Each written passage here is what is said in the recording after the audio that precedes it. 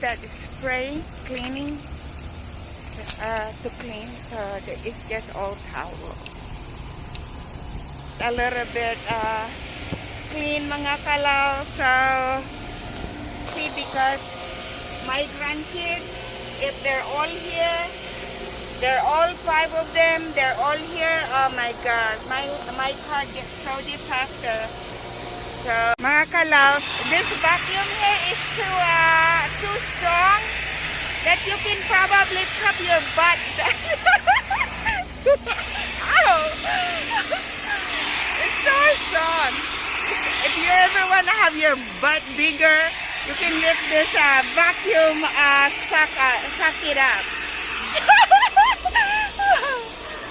Okay mga kalaws, is super hot. So now I'm done with my car wash. With me doing my car wash. So oh my gosh, I'm sweating. Oh, hello Lalam, we're outside.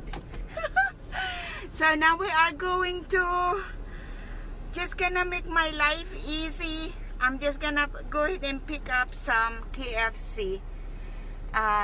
Life easy for Lala today.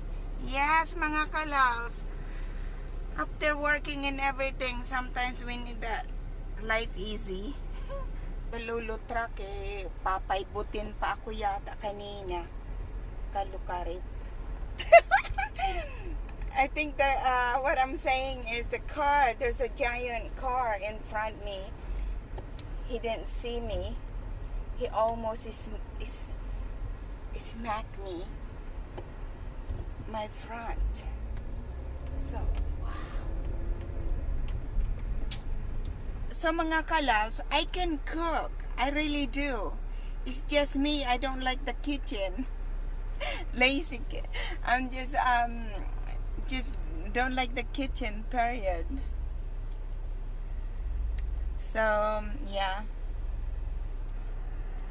One of this day I'm gonna cook some more Filipino, and I can show you guys how I can cook also.